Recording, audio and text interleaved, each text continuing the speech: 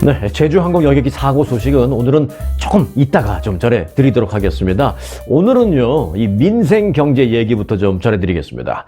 우선 그 부동산과 관련해서 가장 중요한 게 있어요. 주택 판매 지수라고 있는데요. 우리가 이제 뭐 한국에서도 그렇고 미국에서도 그렇고 뉴스를 듣다 보면 뭐 주택 판매 지수가 올랐습니다. 뭐 내렸습니다. 전달 대비 어떻게 됐습니다. 이렇게 나오는데요. 그 어떤 뉴스도 주택 판매 지수라는 게 뭔지, 이게 올랐다라는 것이 의미하는 것이 뭔지, 뭐 이런 걸 설명해 주는 데는 뭐 거의 없습니다. 그래서 오늘은 일단 간단한 설명을 드리고, 그리고 나면 여러분들이 이해할 수 쉽게 그렇게 좀 해놓고 뉴스를 전해 드리려고 하는데요. 자, 주택 판매 지수가 발표돼서 오늘은 이제 그것부터 전해드리려고 합니다. 이건 설명을 간단하게 먼저 해드릴 테니까 그 설명을 듣고 뉴스를 들으시면요, 뉴스가 쉽게 귀에 쏙쏙 들어오실 겁니다.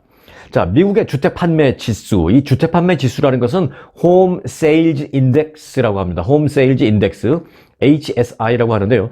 부동산 시장의 활동과 주택 판매 동향 등을 측정하기 위해서 사용되는 어찌 보면 매우 중요한 경제 지표입니다. 주택 시장의 건강 상태, 그리고 앞으로의 주택 시장의 어떤 추세, 부동산 시장의 상황, 뭐 이런 걸 이해하는 데 있어서 아주 중요하고 또 꼭 필요한 그런 역할을 하는 지수입니다.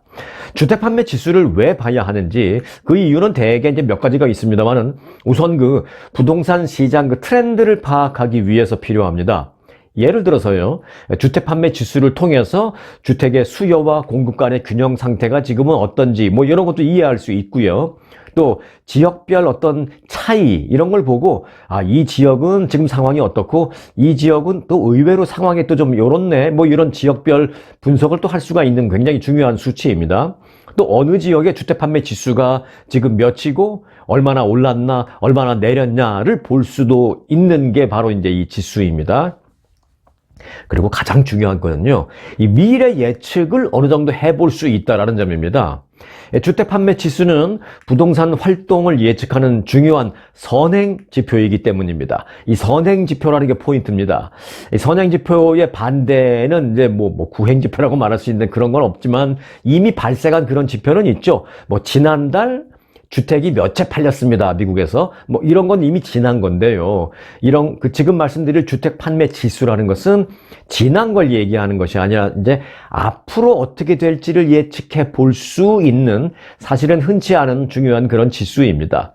자, 쉽게 말해서 주택 판매 지수가 올라갔다면 조만간 부동산 시장이 조금 활발해질 수 있다는 걸 우리가 예측해 볼 수 있고요. 뭐 반드시 그렇게 된다는 개런티는 없습니다만은, 또 반대로 이 지수가 좀 내려간 것으로 나왔다면 조만간 부동산 시장이 화랑을 띄기는 좀 쉽지 않겠구나, 또는 뭐 화랑을 띄는데 좀 회복되는데 좀 더 시간이 걸리겠구나, 뭐 이런 식으로 예측을 해볼 수 있는 것입니다. 자, 요 정도 하셨으니까 지금부터 전해드리는 뉴스는 귀에 쏙쏙 들어오실 겁니다. 자, 미국의 부동산 중개인 협회가 지난달 기존 주택 판매 지수가 전달 대비 2.2% 상승한 79.0을 기록했다라고 발표를 했습니다. 이게 79.0이라고 했지만, 그러면 뭐 100점 만점에 79 뭐 이렇게 생각할 수 있지만, 뭐 만점이라는 건 없지만 일단 기준을 100이라고 본다고 생각하시면 되겠습니다. 100이라고 본다면 일단 우리가 한 90 정도로 나오면요, 부동산 시장에 상당히 괜찮은 것으로 판단하면 되겠습니다. 90이 넘어가면 화랑세라고 말할 수가 있겠죠. 근데 이제 90이 좀 안 돼서 한 80 정도라면, 그렇다고 뭐 화랑세는 아니지만 그렇다고 부동산 시장이 매우 저조한 뭐 침체 상태, 뭐 그런 것도 아닙니다. 80 정도가 된다면. 그런데 이제 지난달에 79로 나왔다고 말씀드렸죠. 그러니까 79라면 뭐 대충 얼추 80 정도로 볼 수가 있으니까, 분명히 부동산이 완전히 회복돼서 화랑까지는 아니지만 그렇다고 밑바닥을 기는 침체는 또 아니다, 이렇게 우리가 이해할 수 있습니다. 자, 이제 조금 이해되시죠? 자, 그럼 다음 뉴스 계속 될 테니까 쉽게 이해하시기 바라겠습니다.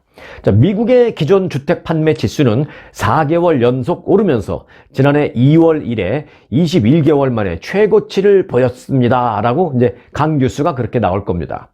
21개월 만에 최고치. 그러니까 뭐 지금 맞으면 역사상 최고치 이런 건 아니고요. 최근 근래 한 2년 만에 그래도 가장 좋은 수치를 보였다, 뭐 이렇게 이해하면 되겠죠. 자, 이 얘기는 요즘 몇 달 계속해서 주택 판매 지수가 오르고 있다는 것입니다. 자, 중개인협회는 미국의 전미 중개인협회는 주택담보대출금리, 즉 모기지 금리가 지금 금리가 내렸니 연준이 금리를 인하했니 하지만 사실 그때마다 바로바로 모기지 금리에 제때 적용되지는 않고 있습니다. 그래서 지금 모기지 금리가 사실 그렇게 낮지는 않아요. 지금 한 6에서 7, 그 사이 정도 될 겁니다, 아마. 지역에 따라서 그리고 빌려주는 기관에 따라서 그리고 나의 상황에 따라서 조금씩 차이가 있을 수 있지만 대충 한 6에서 7% 그 사이인데 이거는 절대로 낮은 이자율이라고 볼 수는 없습니다. 그럼에도 불구하고 이 바이어들이 매물 재고가 늘어나고 있는 상황을 활용하고 있는 것으로 나타났다라고 이렇게 중개인협회 말했습니다. 바이어들이 매물 재고가 늘어나는, 그러니까 시장에 이제 팔려고 나온 기존 주택들이 조금 늘어난 그런 상황을 이용해서 바이어들이 달겨든 거죠. 자, 시장에서는 0.9% 상승한다라고, 주택 지수가 한 0.9% 상승할 것 같다라고 예상을 했었거든요. 그런데 실제로 이제 뚜껑을 열어보니까 지난달에 이게 한 1.3%포인트나 웃돌았다라는 결과가 나왔습니다. 예상보다 좋게 나온 거죠. 그래서 지난달 같은 달에 비해서는, 지난해 같은 달, 그러니까 지난 2023년 11월과 비교해 본다면 6.9%나 뛰었다라는 것을 볼 수 있습니다. 그러니까 1년 전과 비교하면 상당히 괜찮아진 거죠, 지금. 자, 지역별로는요, 미국의 중서부 지역 괜찮았고요, 남부도 괜찮았고요, 그리고 서부도 전달보다 조금 상승을 했습니다. 다만 한 가지 미국의 이제 동북부 지역은 조금 저하했습니다. 그런데 이제 동북부 지역도 다 그런 게 아니에요. 동북부 지역도 예를 들어서 동부 지역의 뉴욕 인근, 뉴저지 지역이나 이런 데는 또 괜찮았습니다. 네, 디테일하게 들어가면 또 도시별로 다 다르고 한데 크게 보면 그렇다라는 것입니다. 자, 부동산 중개인협회는 모기지 금리가 지난 24개월 동안 평균 6% 이상을 계속 유지하고 있었다.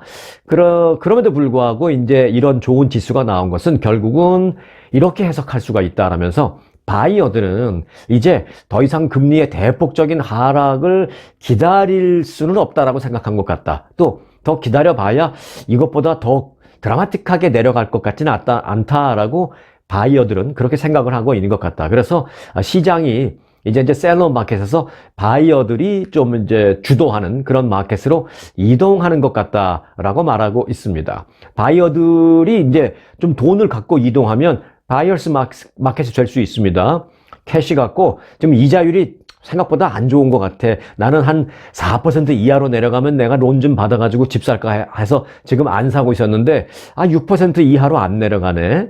그러면 론 하긴커녕 내가 그냥 캐시 주고 살게.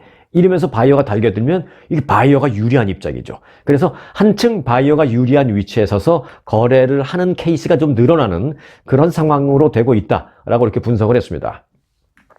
자, 주택 판매 지수가 최근 계속 오르고 있다는 건 결국 그동안 주택 가격도 그러면 조금씩이나마 오르고 있었고, 또 이게 이제 선행 지수인 만큼 지난달에도 올랐다면 다음 달에 부동산 시장이 괜찮을 거다라는 그런 예측이 가능하다라는 거 이미 이제 우리 설명 들어서 이제 공부하셔서 아시잖아요. 자, 그런 게 이제 그런 예측이 가능한데 그동안 올랐다는 팩트를 그러면 전해드려야 제 말이 앞뒤가 맞을 거 아니에요. 네, 그래서 지금부터는 팩트를 전해드리려고 합니다. 자, 우리 한인들도 많이 거주합니다. 대충 한 7, 8천 명 정도 거주하는 도시가 있습니다. 아마 미 전국에 어디 살아도 이 도시를 아실 겁니다. 오렌지 카운티 애나헤임이라는 곳입니다.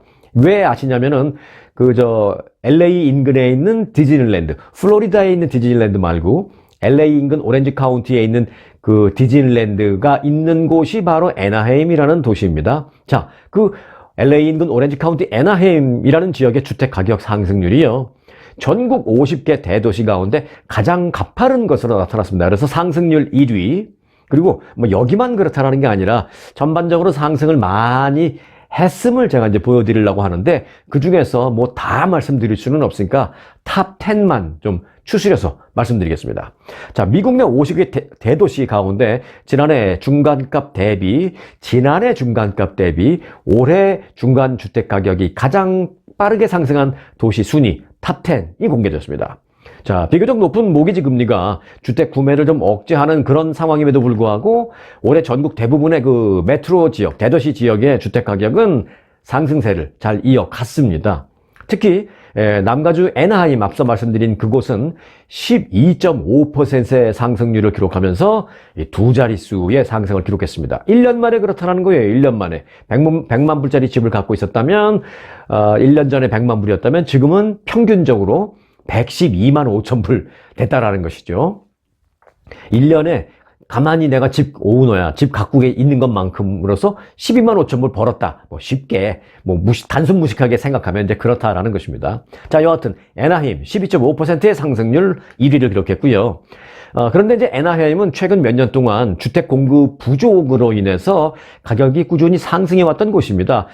왜? 그런 거 있죠. 수요와 공급의 원칙. 수요는 100인데, 공급은 똑같이 100이면 괜찮겠지만 공급은 한 70 정도밖에 안 되니까 가격이 오르겠죠. 예. 지금 애나하임이 약간 그런 상황입니다.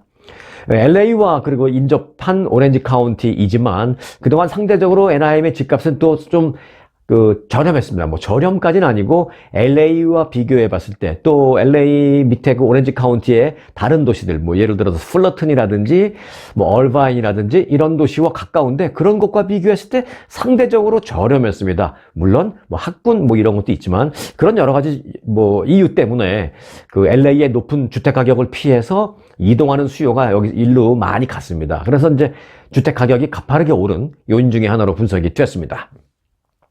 그리고 캘리포니아주에서는 북가주의 샌호세, 이 샌호세도 탑 10 안에 들어갔습니다. 샌호세는 가격 상승률이 전국에서 9번째로 높았습니다. 자, 그러면 이제 1위는 이제 애나하임이라고 말씀드렸죠. 샌호세는 9등이라고 말씀드렸는데, 그럼 2위부터 좀 볼게요. 2위부터 2, 3, 4위까지는 다 뉴욕 인근입니다.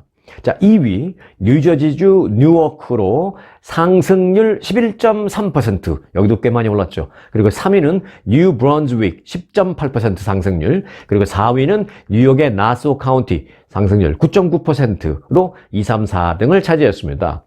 자, 이쪽에 이제 집값이 많이 오르는 것은 뉴욕 워낙 집값이 비싸잖아요. 그런데 뉴욕에 일은 해야 돼요. 그래서 그 근처로 이제 빠져나가서 조금 싸게 살면서 뉴욕 출퇴근하는 그런 사람들이 많아진 겁니다. 뉴욕시 인근의 주택가격 상승, 그래서 상승이 두드러졌다라는 것을 이제 우리가 볼 수 있고요.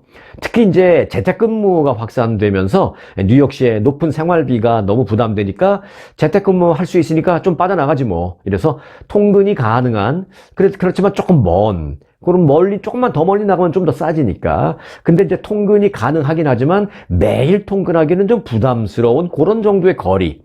근데 재택근무하니까 일주일에 한 번, 두 번 정도 나가니까, 일주일에 매일 출근하는 거 아닌데, 한 번 나갈 때 1시간 반 걸려? 그래. 좀 싸게, 더 큰 집, 좋은 집에서 살자. 이런 식으로 이제 빠져나가면서 그쪽의 집값이 이제 오르고 있다라는 것입니다. 자, 이어서 이제 5위를 볼 차례죠. 5위는 로드 아일랜드. 이쪽에 사시는 우리 구독자분들 계신가요? 제 기억에는 이쪽에 사시는 분은 제가 잘 알지는 못합니다. 자, 5위. 로드 아일랜드의 프라비던스라는 지역이 9.8%의 상승률을 보였습니다. 상당히 좋은 거죠. 제 생각에는 그쪽 지역에 비해서는 상당히 높은 상승률일 것이라고 생각합니다. 자, 그리고 공동 6위는 플로리다의 웨스트 팜비치, 그리고 시카고. 이 두 지역이 8.6% 상승률로 공동 2위. 자, 8위는 디트로이트 8.5%, 9위는 앞서 말씀드렸던 샌호세 8.5%, 그리고 10위는 플로리다주 포트 로더데일 8.3%로 집계됐습니다. 플로리다주 이 포트 로더데일 인근에 사시는 분들은 많이 계신 걸로 제가 알고 있습니다.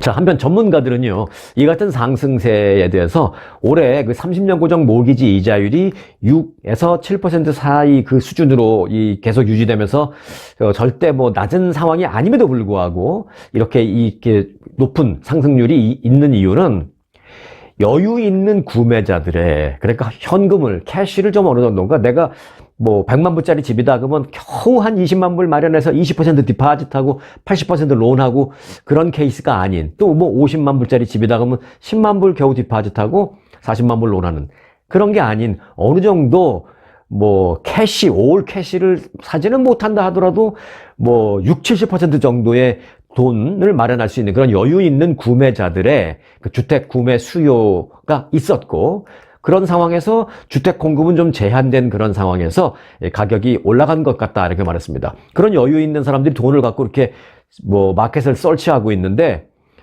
볼 만한 그런 집들은 몇 개 없는 거예요. 공급이 많이 없는 거예요. 그래서 그러면 이거라도 살까 하는데 경쟁이 붙어버리는 거죠. 그러니까 가격이 살짝 올라가는 요인이 되고 있다는 것입니다. 지금.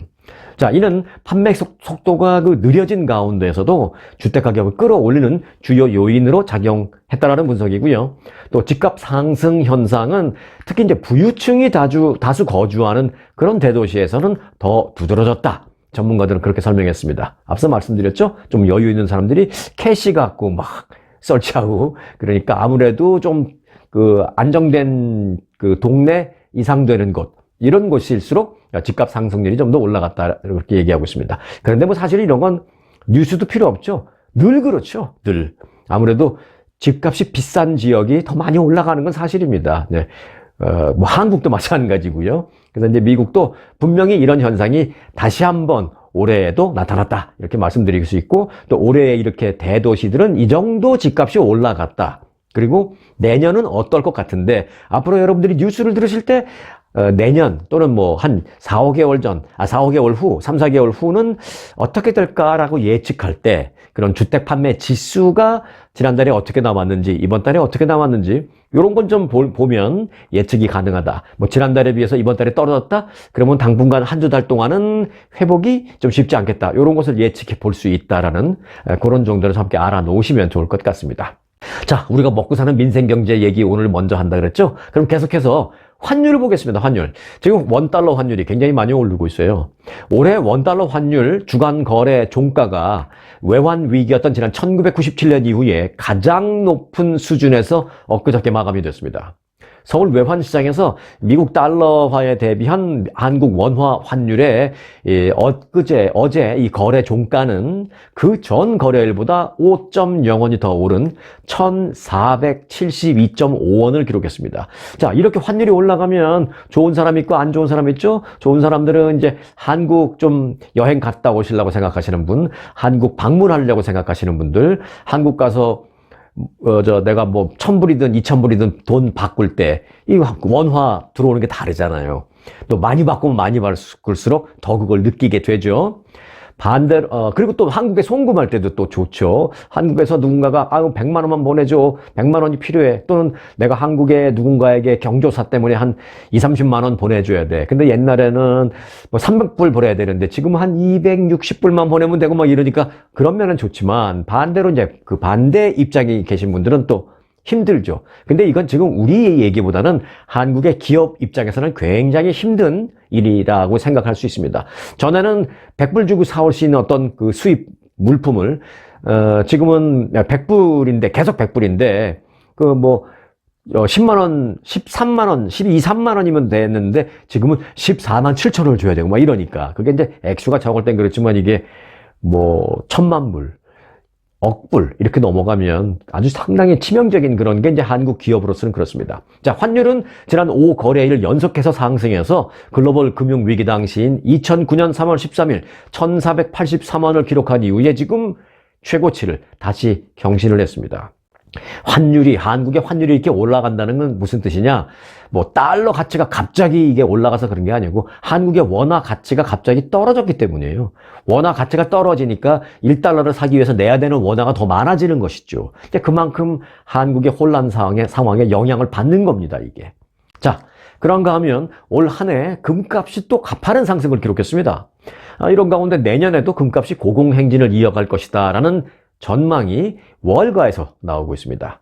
이 월스트리트저널 보도를 보니까요, 이 월가의 대형 투자은행인 잘 아시는 그 유명한 JP 모건, 그리고 골드만삭스, 그리고 시티그룹 등이 내년에 금 시장 전망을 내놨는데 금값 목표 가격을 아운스당 3,000달러로 제시했습니다. 3,000달러가 지금보다 많이 오르는 걸 예상치를 잡은 거예요. 그래서 귀금속, 원자재 등등등 가운데 투자 성과가 가장 유망한, 가장 좋을 것 같이 생각되는 그 자산으로 금을 선택했다, 금을 선정했다, 이 사람들이 뭐 그렇게 볼 수가 있습니다. 물론 단지 이들이 말한 내용이 전망일 뿐입니다.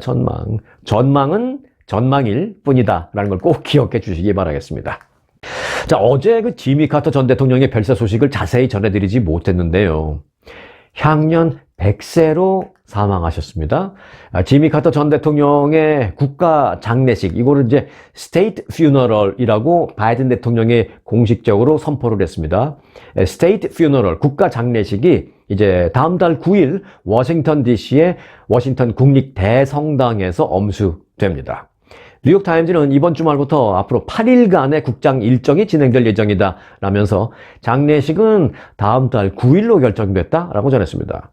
바이든 대통령은 내년 1월 9일, 즉 다음 달 9일을 그 카터 전 대통령에 대한 국가 애도의 날로 지정했습니다. 그리고 그 전부터 계속해서 장례 일정은 곳곳에서 진행이 됩니다. 조지아주 플레인스의 자택에서 돌아가신 그 카터 전 대통령의 그 시신은요, 자, 장례식이 있기 전부터 1월 4일과 5일은 조지아주 아틀란타에 있는 카터 센터에 1차로 안치됩니다. 그리고 거기서 조문을 받습니다. 그리고 다음 날인 6일 항공편을 통해서 워싱턴 DC로 이송이 됩니다. 그래서 의회, 의사당, 중앙홀에 시신이 일시 안치될 예정입니다. 자, 그리고 이어서 다음 날인 9일 워싱턴 국립대성당에서 엄수될 그 국가 장례식. 자, 이 국가 장례식에는 전 현직 대통령들이 모두 대거 참석할 예정입니다. 하지만 이제 뉴욕타임즈는 마지막에 한 줄을 달았어요. 그 카터 전 대통령이 살아계실 때에도 뭐 무능했다, 뭐 외교 관계를 망쳐놨다, 뭐 이런 식으로 굉장히 그 신랄하게 비판을 했던 사람이 있습니다. 그게 바로 누구냐? 네, 트럼프 당선인입니다. 그래서 카터 전 대통령의 9일날 있을 그 국가 장례식에 트럼프 당선인이 참석할지는 잘 모르겠다, 미지수다, 그렇게 뉴욕타임즈는 전했습니다. 참석하셔야 한다고 생각하고 저는 참석하실 것으로 생각합니다. 자, 뉴욕타임즈는 바이든 대통령은 그 별세한 지미 카터 전 대통령에게 경의를 표하는 차원에서 다음 달 9일 연방정부 각 기관과 또 행정부 부처들의 임시 휴무를 결정했다라고 전했습니다. 자, 이와 관련해서 그 백악관 홈페이지에 들어가 보니까요, 이 백악관의 홈페이지도 그 바이든 대통령의 그 이 같은 내용의 행정명령을 크게 올려서 공식적으로 공시를 해 놓은 걸 볼 수가 있었습니다.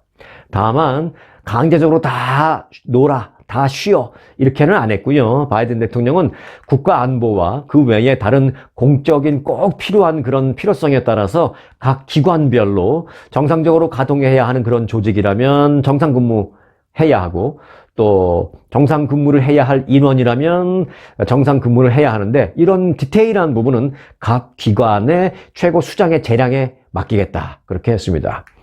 자, 한편 다음 달 9일 뉴욕 증시도 휴장한다고 발표를 했습니다. 이건 뭐 나라에서 휴장하라고 한 건 아니고요. 뉴욕 증시 차원에서 한 겁니다. 자, 뉴욕 증권거래소는 어제 공지문을 내고 내년 1월 9일 카터 전 대통령에 대한 국가 애도의 날을 맞아서 하루 휴장할 예정이다 라고 밝혔습니다. 나스닥이 공식적으로 어제 보도 자료를 내고요. 카터 전 대통령을 애도하는 마음에서 다음 달 9일 휴장을 하겠다라고 밝혔습니다. 다음 달 9일은요, 이제 목요일입니다. 목요일은 뭐 증권시장이 당연히 문을 여는 날이긴 하지만 목요일 하루 휴장하고 그 다음날 금요일 열고 토요일, 일요일 그렇게 쉬겠다라는 것이 이제 나스닥의 발표입니다. 자, 이어서 여객기 사고 소식 업데이트 해드리겠습니다. 무안국제공항에서 발생한 제주항공 여객기 사고는요, 단순히 항공사 한 곳만의 문제가 아니라, 해당 항공사는 이제 제주항공이죠. 그곳만의 문제가 아니라 저비용 항공사 전반적인 어떤 신뢰를 뒤흔드는 사건으로 지금 번지고 있다는 분석입니다. 사고 이후에 소비자들의 어떤 불안감이 폭발하면서 항공권 취소가 잇따르고 있고, 또 여행 계획의 변경 등등이 계속 이어지고 있는 모습입니다. 자, 몇 가지 예를 보면 서울 강남구에 거주한다고 밝힌 60대 A씨는요, 가족과 함께 떠나려던 동남아시아 패키지 여행을 어제 전격 취소했다라고 밝혔습니다.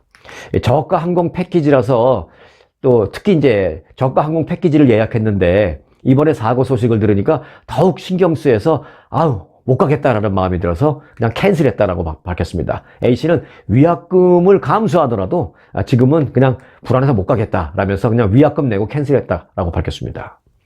현재 주요 여행사 그 예약 사이트에는요, 제주항공 관련 그 상품의 모든 프로모션이 다 내려갔습니다. 제주항공사와 관련된 프로모션은 다 내려갔습니다. 그나마 몇 개 남은 건 다른 항공사의 제품들입니다. 그리고 홈쇼핑에서도 이런 여행 상품 한국에서는 많이 팔거든요. 그런 홈쇼핑의 판매 일정도 여행 관련된 내용은 전면 캔슬돼 버렸습니다. 다 취소돼 버렸습니다. 사고의 여파는 그 특정 항공사와 특정 기종에 대한 불신으로도 지금 이어지고 있습니다. 특히 한국 내 저비용 항공사 대부분이 운영하는 이 보잉 737-800 그 기종은 사고 이후 그 안전성 논란의 중심에 서 있기 때문에 더더욱이 그렇습니다. 자, 30대 직장인이라고 밝힌 B모 씨는요, 제주항공을 예약했지만 기종 문제와 제주항공은 막 갖고 있는 41대 비행기 가운데 39대가 보잉 737-800이에요. 제주항공으로 예약을 했는데 그 기종 문제와 또 이번에 사고 소식을 듣고 너무 불안해서 또 찜찜해서 바로 취소했다라고 말했습니다. 온라인 커뮤니티에서도 이 저비용 항공사는 기계 결함, 기체의 어떤 기계적인 결함이 발생했을 때 대체편 마련이 좀 느리다. 그리고 대체편을 투입한다고 하더라도 방금 운항을 마치고 돌아온 막 이런 비행기 갖다 놓고 대체편으로 마련하는 그런 경우가 있다. 라면서 그래서 불안해서 캔슬했다라고 말했습니다. 물론 이게 공식적으로 항공사에서 밝혀준 내용은 아니고 이제 이 사람들이 자기가 그냥 그렇게 생각된다라는 그 얘기를 제가 말씀드린 것입니다. 그래서 이제 저비용 항공사들의 어떤 구조적인 문제를 비판하는 목소리, 또 걱정하는 목소리도 이어지고 있습니다. 실제로요, 저희 그 스토리뉴스 저희 그 구독자분들 중에서도 제가 이제 얼핏 봤는데 여러 명이 캔슬했어요. 나 캔슬했어요라고 댓글에 올려주시는 걸 제가 여러 명 봤습니다. 그 중에 한 분은 북가주에 계신 분인데요.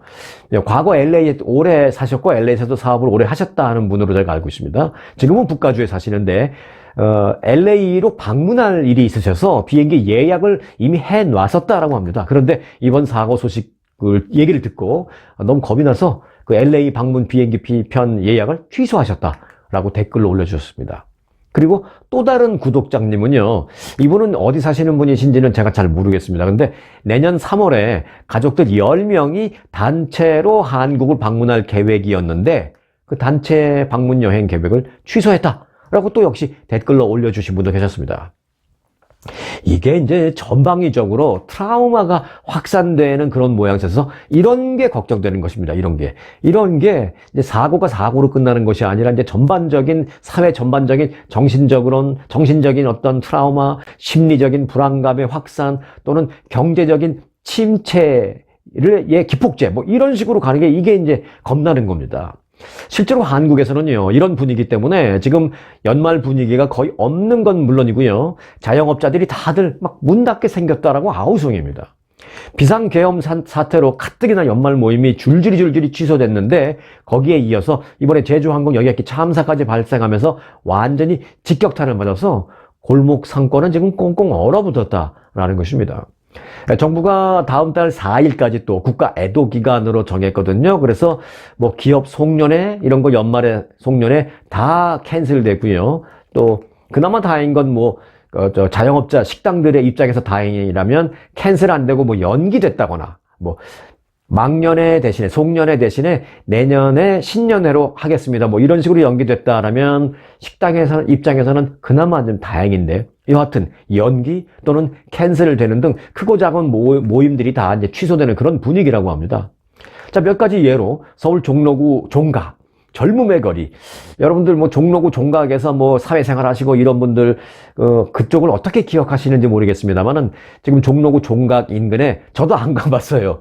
저도 뭐 한국 방문할 때 무슨 뭐 종각 갈 일은 특별히 없더라고요, 요새는. 자, 그쪽에 이제 젊음의 거리라고 있나 봐요. 거기서 영업을 준비하던 한 횟집의 업주 A씨는 오늘만 해도 큰 단체 예약 3팀이 예약을 취소했다라면서 정말 우울한 연말이다라고 한숨을 쉬었습니다. 또 인근에서 고깃집을 운영한다라는 B씨는 31일 단체 예약이 2팀 있었는데 그 2팀 모두 취소가 돼서 그냥 2명, 3명 소규모 고객만 갖고 테이블을 채워야 하는 그런 상황이다라면서 참사의 영향이라고 생각하니까 그분들을 생각하면 너무 안쓰럽고 안타깝고 슬픈 마음이 들어서 나 장사 안 돼서 힘들다라는 말도 못하고 있다. 이렇게 참 이중으로 어려운 상황이다라고 털어놨습니다. 또 인근에서 일식점을 운영한다라는 C씨는 고객도 많이 이미 줄었고, 내 고객 줄은 것뿐만이 아니라 문 열고 거리를 나가보면 거리에 사람이 거의 없습니다. 라면서 연말 느낌이 전혀 나지 않고 있습니다. 라면서 허탈해 했습니다. 자, 이게 정말 애도 기간으로 정해진 그때까지만 이 정도로 갔으면 좋겠고요. 내년 초가 되면 또 신년회 이런 거로 하면서 조금 다시 좀 경제도 좀 들썩들썩 하면서 또 분위기도 좀 들썩들썩 하면서 한국의 희망이 좀 다시 좀 생기는 그런 연초가 됐으면 좋겠다라는 그런 생각을 갖게 됩니다. 자, 지금 한국의 분위기가 참으로 혼란스러운데요. 여기에 윤 대통령 관련 소식까지 또 겹쳤네요. 그래서 혼란을 더해주고 있습니다.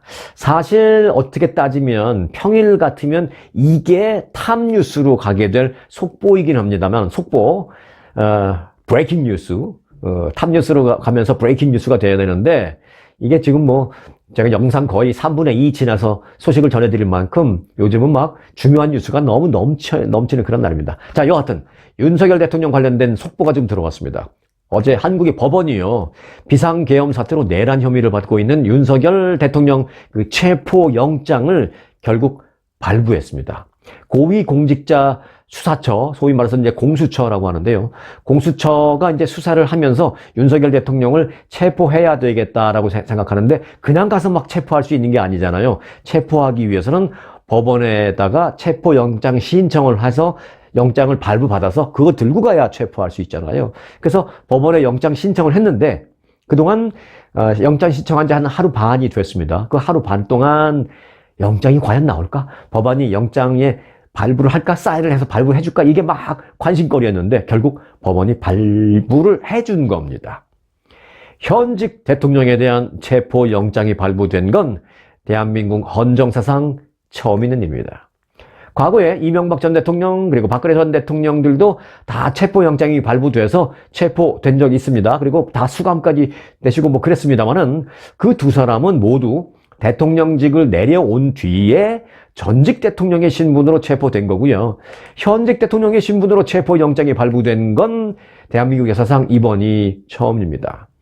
사실 현직 대통령은 잘 아시다시피 이제 면책 권한, 면책 특권이 있잖아요. 그래서 그 면책 특권 때문에 체포영장이 발부될 일이 없는 게 어찌 보면 당연한 일입니다. 하지만 이번의 경우에는 대통령의 그 면책 특권이 유일하게 적용되지 않는 딱 한 가지 범죄 혐의, 내란죄. 그거 딱 한 가지인데 그 딱 한 가지 내란죄 혐의에 해당되기 때문에 법원이 체포영장을 발부한 것으로 그렇게 이해하고 있습니다. 자, 이에 따라서 공수처는 조만간 윤 대통령이 머물고 있는 관저로 이동해서 그 영장 집행에 나설 것으로 보입니다. 즉, 체포를 할 것으로 보이고 있습니다. 언제냐가 문제입니다. 그리고 과연 거기서 어떤 불상사가 발생하지 않을까 이런 것도 참 걱정입니다, 지금. 서울 용산구 한남동 대통령 관저에 대한 수색영장도 함께 발부받았습니다. 자, 법원은 윤 대통령의 내란 등의 혐의가 어느 정도 소명된다라고 판단한 것으로 해석됩니다. 이걸 발부해줬다라는 것은 범죄 혐의의 소명이라는 것은 무슨 뜻이냐? 범죄를 증명하는 단계까지는 아니지만 어느 정도 이 사람이 죄를 범했다라고 충분히 의심할 만한, 법원이 그렇게 의심할 만한 그런 정황을 법원이 검찰 측으로부터 또는 공수처로부터 자료를 받아서 보니까 법원에서도 이 정도 자료면은 어느 정도 범죄 정황을 인정할 수 있겠다. 그만큼 충분한 증거 자료나 어떤 진술 자료 등이 충분히 제출됐다라는 그런 의미로 받아들일 수 있습니다. 이걸 발부해줬다라는 것은. 자, 이제 사상 초유의 현직 대통령이 관저에서 체포되어서 나오는 모습 봐야 하는, 그런 모습을 봐야 하는 또 한 번의 참담한 뉴스를 전해드리게 돼서 너무나도 가슴이 아프다라는 말씀을 드립니다. 자, 어찌됐든 이 소식은 업데이트 되는 대로 추가로 전해드리도록 하겠습니다. 자, 끝으로 의학계 소식 한 가지 전해드리겠습니다. 한국의 그 연구진이요, 뇌종양으로 오인이 됐던 그 뇌 기생충 감염을 알아내고 수술로 환자의 뇌에서 살아있던 기생충을 성공적으로 제거하는 데 성공했습니다. 자, 서울대병원의 신경외과 백선하 교수와 순천향대학병원 신경외과 박혜란 교수 공동연구팀은 그 기생충 감염으로 뇌에서 어떤 그 심각한 증상이 발생한 40대 환자를 정확하게 진단한 후에 정확하게 수술해서 정확하게 치료한 것이 알려졌습니다. 그래서 그 국제학계에도 이게 보고가 되었습니다. 뇌종양인 줄 알았는데 기생충이 뇌에 침투해서 처음부터 뇌에 침투한 건 아닙니다. 기생충이 체내에 침투를 해서 이 기생충이 혈류를 통해서 피를 통해서 돌아다니다가 뇌로 이동하면서 발생하는 매우 드문 상황을 아주 정확하게 진단한 후에 치료해낸 것입니다. 수술로 치료한 것입니다. 이 같은 케이스는요, 주로 익히지 않은 야생동물의 고기 또는 익히지 않은 생선을 섭취했을 때 발생할 수 있습니다. 감염된 기생충이 뇌로 이동하면, 그러니까 처음에 익히지 않은 것들을 먹다가 그 기생충이 위로 들어갔겠죠. 위로 들어갔는데 이 기생충이 위에서 살아남아서 거기서 그 혈류를 통해서, 피를 통해서, 핏줄을 통해서 이곳저곳으로 옮겨 다니다가 결국은 뇌로 간 겁니다. 자, 기생충이 뇌로 이동하면 두통을 당연히 이제 동반하게 되겠죠. 그리고 나서 구토 같은 증상이 나타나고 시간이 흐르면서 발작을 하기도 하고요. 또 눈이 보이지도 갑자기 눈이 안 보이는 그런 시력 결손, 또 어떤 것을 느낄 수 없는 감각 이상 등 여러 가지 심각한 신경학적인 문제로도 이어질 수가 있습니다. 실제로 이 환자도 그런 심각한 증세를 겪었습니다. 그런데 처음에 이 환자는요, 일단 심한 두통과 구토를 호소해서 서울대병원을 갔습니다. 그 당시에 이제 MRI 검사를 했는데 뇌 왼쪽 뒷부분에서 어떤 뭐가 보였습니다. 그래서 이 의사들은 일단 뇌종양으로 의심을 했다고 합니다. 그래서 이제 의료진은 수술을 합시다 하면서 수술을 권유했지만 환자는 한 하루 이틀 병원에 있다 보니까 증상이 호전됐다고 합니다. 물론 지금 결과론적인 얘기지만 일시적인 호전이겠죠. 일단 일시적이나마 증상이 호전되니까 환자는 수술을 받고 싶지 않다고 치료를 거부하고 퇴원했습니다. 그런데 결국은 올 게 왔습니다. 퇴원한 지 몇 달 뒤에 이 환자는 다시 극심한 두통과 전신 발작을 일으키는 일이 있어서 병원을 다시 갔습니다. 이때 이제 두 번째 MRI 검사를 했는데 그때 MRI 검사를 해보니까 전에 검사했던 기록이 있고 지금 또 검사를 딱 해보니까 이게 이상한 거예요. 처음에 검사했을 때는 뇌의 좌측 후두엽, 뇌의 좌측 뒤쪽 부분에서 그 뭔가가 보였었는데 이번에 보니까 좌측 앞쪽 부분에서 뭐가 발견된 거예요. 그러니까 이 환자의 어떤 이상 부분이 그 위치를 이동한 것으로 관측된 거죠. 그러니까 의사들이 이상하다. 지난번에 왔을 때는 이쪽이었는데 왜 이번엔 이쪽이지? 그래서 이 의사들이 똑똑한 거죠. 아, 이게 단순한 뇌종양이 아니구나 라고 의심을 했습니다. 의료진은 여러 가지 상황을 감안해서 이게 무언가 살아있는 무언가로 인해서 옮겨 다닌 것 같다라고 해서 추가 조사해 보니까 기생충 감염이 된 것으로 보고 검사가 최종적으로 그렇게 최종 진단이 됐습니다. 그래서 환자의 동의를 받아서 환자의 머리뼈를 살짝 여는 그 수술을 통해서 뇌에서 살아있던 기생충을 성공적으로 제거했습니다. 실제로 이 환자는 날생선과 익히지 않은 야생 동물 고기, 익히지 않은 생선 이런 것을 자주 섭취했던 사람인 것으로 알려졌습니다. 자, 검증되지 않은 그 날 음식을 절대로 함부로 들지 마시기 바라겠습니다. 서울 모 대형병원, 대학병원이 아니군요. 서울 모 큰 대형 병원, 이 잠실에 가면 아주 굉장히 큰 병원이 있습니다. 저도 구경시키려서 한번 가봤는데 굉장히 큰 서울의 모 대형 병원에 학과장으로 있는 제 고등학교 친구 한 명이 있는데 이 친구는 아예 생선회도 먹지 않더라고요. 좋아하는 사람에게는 이 먹고 싶은 음식이긴 합니다만은 사실 가급적 조심하는 게 좋다라는 게 그 친구의 조언입니다. 저도 가끔은 그 친구의 조언을 문득 생각하면서 잘 기억하려고 노력하는 경우도 많이 있습니다. 자, 오늘도요, 좋은 음식 잘 가려서 드시면서 건강한 하루 되시기 바라겠습니다. 그리고 새해는요, 청뱀띠의 해입니다. 청뱀띠의 해. 뱀은 사실 뭐 성경적으로 기독교인 되시는 분들 또 성경과 친숙하신 분들은 뱀에 대해서 상당히 부정적인 의미를 갖고 계실 것으로 생각합니다. 성경적으로 좀 당연히 그렇게 부정적인 의미인 걸 저도 잘 압니다만은 사실 동양 사상에서는 뱀은 지혜와 직관력을 상징한다고 하네요. 그래서 우리 뭐 무슨 띠 중에서도 뱀띠가 있잖아요. 그래서 뭐 성경적으로만 본다면 뭐 저주받은 띠게요? 그렇진 않습니다. 뭐 성경은 성경이고 또 이거 동양 사상은 사상인데 각 띠마다 장점들이 다 있잖아요. 그래서 이제 그 뱀띠나 그런 뱀이 상징하는 것이 지혜, 직관력 뭐 이런 걸 상징한다고 하네요. 그리고 이제 청뱀띠라고 했잖아요. 내년에 청색은 희망과 번영을 의미한다고 합니다. 자, 모쪼록 지혜롭게 희망과 번영을 맞이하는 새해를 맞이하시길 바라겠습니다. 모두 새해에는 그런 희망과 번영을 맞이하시길 바라겠습니다. 자, 오늘 영상 여기서 마칩니다. 전문적인 리서치와 차별화된 접근 방법, 이경희 이민법 변호사, 투자이민의 EB5의 풍부한 경험에 이경희 변호사와 체계화된 멘토 시스템으로 철저히 교육받은 직원들이 여러분의 이민법 케이스를 도와드립니다. 이경희 변호사 사무실은 한 번 맡은 케이스는 끝까지 책임집니다. 항상 세밀하고 정확한 일처리로 고객분을 성심껏 도와드리겠습니다. 저희 사무실을 믿고 맡겨주시면 여러분의 케이스를 성공으로 이끌겠습니다. 투자이민 전문 이경희 이민법 변호사.